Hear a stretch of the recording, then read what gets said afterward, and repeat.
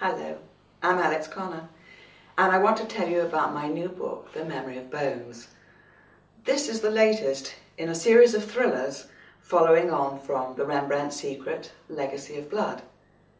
And because this book is about Goya and about the enigma of the black paintings, I've reproduced Goya's works, which will be included into the novel. The most important questions that are asked in this book are: where's the head of Goya?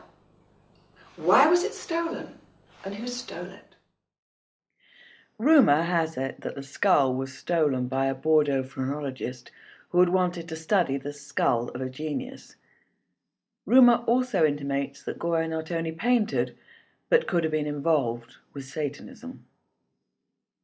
What we do know for certain is that, as an old man, he created the black paintings, the enigma of which has never been fully explained, until, perhaps, now.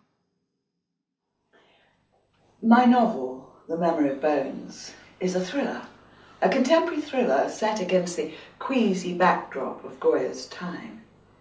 It asks pertinent questions. Who stole Goya's skull? Apparently a Bordeaux phrenologist. Why? To study the skull of a genius. Of course, if Goya's skull was found, it would be priceless, an art relic above all art relics, something desired and lusted after, something people would fight, possibly even kill, to obtain, if it was found. Well, in The Memory of Bones, the skull is found. To sum up the story of the novel, respected but unstable historian Leon Golding finds the head of Spain's greatest painter, the artist responsible for the infamous black paintings. But no sooner is the skull in Leon's possession than his rivals start circling. A ruthless female collector in New York, an immoral scion of the notorious Ortega family, and a killer hired by the most dangerous man in London. His life under threat, Leon solves the riddle of the black paintings, works which had baffled the art world for centuries. But at the moment of his greatest triumph, Leon lets down his guard, and murder follows. Arietta stared at his patient. He had a queasy feeling of dread that he might be watching a great man going slowly and irrevocably mad. Night shadows, thick with the smell of drying paint and the stagnant water outside, curdled around the high altar of the restless bed. Who would have believed that Spain's finest painter would die as a recluse in a farmhouse apart and yet within sight of Madrid? That this semi-mumbling corpse was Goya, sweating in grimy sheets, with the flies buzzing around the white spittle at the corners of his mouth. All his life, Goya had pushed the boundaries, living in turbulent, dangerous times.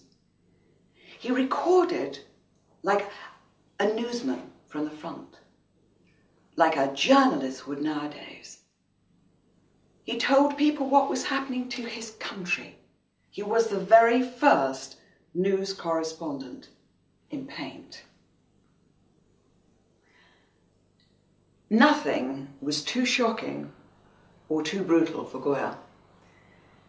And underneath many of his images, he wrote his own comments. What cruelty for discovering the movement of the earth, for being Jewish, for marrying whom she wanted. Later they become darker in tone. This is bad. One cannot look at this. And lastly, and perhaps most poignantly, I saw it. When Ferdinand VII was returned to power, Goya knew there would be retributions. He was too old and too sick to stay in Madrid under the Inquisition's nose, so he moved to the Quinta del Sordo, out of the way of the pogroms that were due to follow. He was frail by now, nearing 80, too tired for political grandstanding. And he knew that Ferdinand would come after anybody he considered a liberal, anybody he considered an enemy. I believe that Goya became directly involved with the Liberals who made up a substitute government in Spain in 1822. Unfortunately, their attempt failed, and the reinstated king was brought back to Madrid. Returned to the throne, his power absolute, Ferdinand went after his perceived enemies to enact a terrible revenge. And Goya exiled himself. In the Quinta del Sordo, Goya wrote, "I have painted these pictures to occupy my imagination, which is tormented by all the ills that afflict me." As I write in The Memory of Bones, Goya knew the pictures wouldn't survive in the Spanish climate. Oils mixed with white preparation of calcium sulfate, together with the adhesion of glue, would fade quickly in the heat and the damp from the nearby river. But Goya wasn't creating the pictures to be admired, but to leave behind a testimony of what was happening to him. We have to remember one thing: Goya didn't give these works the titles we know them by. Those came later. So if you take away the titles, you can judge the images in a different light. The dog. Looking at the painting of the dog, I believe that Goya was making a metaphor for Ferdinand, the dog of Spain. Asmodeus. And then there is Asmodeus. Perhaps its meaning is not as profound as previously believed. It depicts men floating on air, the mercy of the elements, dreading the future ahead of them and looking back fearfully at their past.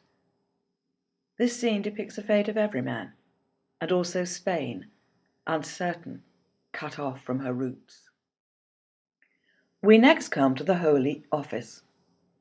In amongst the grotesque crowd is a man dressed in courtly robes, holding a glass. The gold of his chain is luminous, drawing the viewer towards him. I believe this man was sent from the court to deal with Goya, on the instructions of a king who believed himself betrayed. The black paintings are a ruse, a way by which the artist charts out a map of the history of Spain and of himself and of his life, and ultimately, his death. The next painting, The Reading. The meaning of this has been disputed for many years. What are this disparate group of men reading? Could they represent a testimony, Goya's testimony? He is saying, "Look on my works, read them as you would a book. Study what I've painted on these walls and find the message within." Then we come to the cudgel fight. For how long have people studied this image without understanding? But I humbly believe that for Goya, it represented Spain and France, light and dark, life and death, and the cause he believed in, the liberals against the Spanish king. The very reason that Goya, ill and old, was so afraid, hiding within the suffocating walls of the Quinta del Sordo. There are 14 images in the series of the black paintings. We've explained some, but not the others. That would ruin it for you. For that, you have to read the book, and then you'll understand why Spain's most famous painter exiled himself. Go back in time. Go back to the Quinta del Sordo.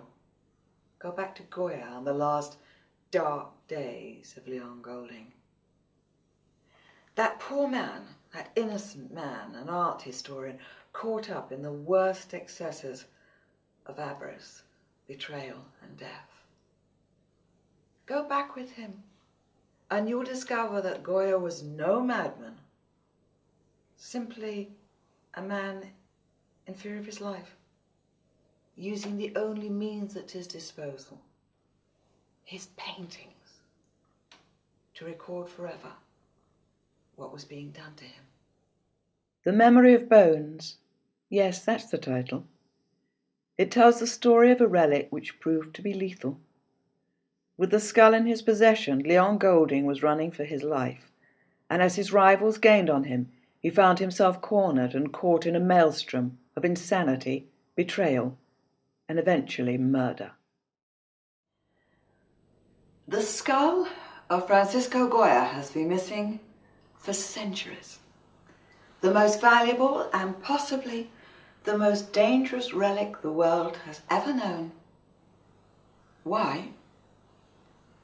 Read The Memory of Bones and you'll find out.